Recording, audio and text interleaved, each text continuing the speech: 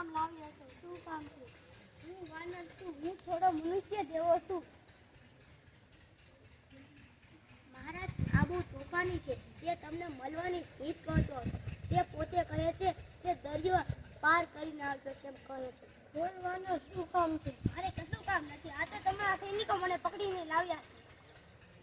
મહારાજ, આ માણસે આખી અશોક વાટિકા મેદાન કરી નાખી. કેટલાક ઝાડ પરથી ફળ પણ ખાઈ ગયો. એટલું જ નહીં, કેટલાક ઝાડ પરથી મૂળ પણ ઉતર્યું. એ બધા ઝાડ તો સૂકા હતા. વચ્ચે ન તો આવું છે કે શા માટે તોફાન કર્યું?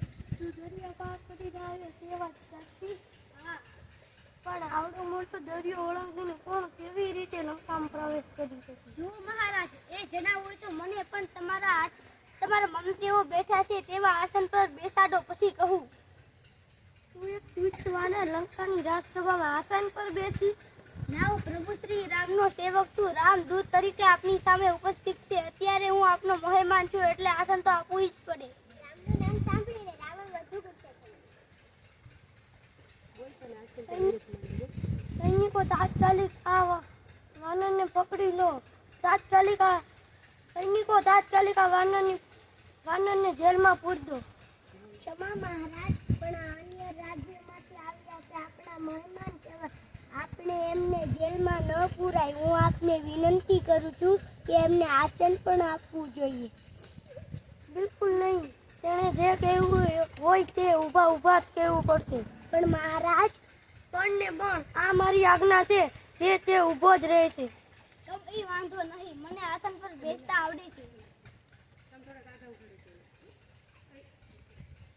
પૂંછડીને ગોળ ગોળ દૂસરા જેમ ગોઠવવા માંડી. પૂંછડી ખૂબ લાંબી થઈ એટલે રાવણ કરતા પણ ઊંચું આસન થયું. હનુમાન તો કૂદકો મારીને એની ઉપર બેસી ગયો. રાવણ ગુસ્સાથી લાલચોળ થઈ ગયો.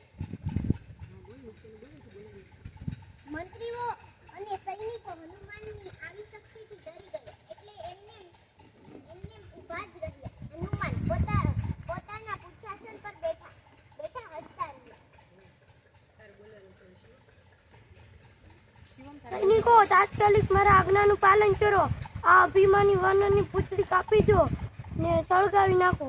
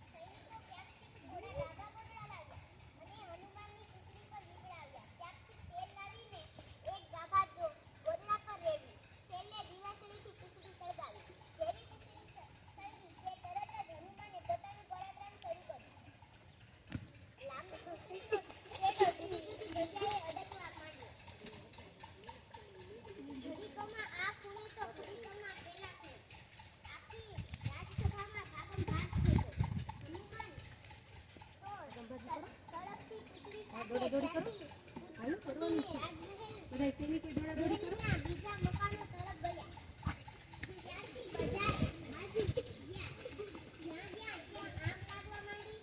લંકાના રાક્ષસો નાક ભાગ કરવા લાગ્યા. સૈનિકો એક જગ્યાએ આગ હોલવે ત્યાં હનુમાન બીજી જગ્યાએ પૂંછડી અડકાડે. ઠેક ઠેકાણે આગ લાગી.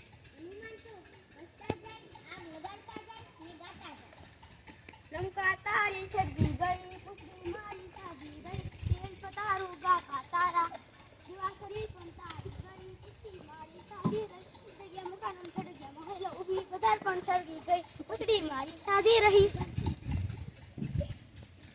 એ મૂકું, તું તો આવતી ને. હાલો તમે બધું ડેસ્ક લઈને એક બાજુ વયા જાવ. લઈ લે હાલો. હનુમાન એક બાજુ એ લઈ લે, બધું લઈને એક બાજુ વયા જાવ. રામ, ઓ હનુમાન, સીતાના કોઈ સમાચાર મળ્યા? હા પ્રભુ, સીતા માતા લંકાની અશોક વાટિકામાં છે. હાથ સીતા જીવે છે. સીતા મજામાં તો તેને પ્રભુ આપથી દૂર રહીને માતા સીતા કેવી રીતે મજામાં હોય? હા એ સાચું, પણ કહે તે મારી વીંટી સીતાને આપી હતી, મારો સંદેશો આપ્યો હતો. સીતાએ મારા માટે એકય સંદેશો કહી આવ્યો છે? હા પ્રભુ, એ વીંટી સીતો માતાએ મને ઓળખ્યો અને મારી સાથે વાત કરી. માતાએ કહ્યું છે કે ચિંતા ન કરે.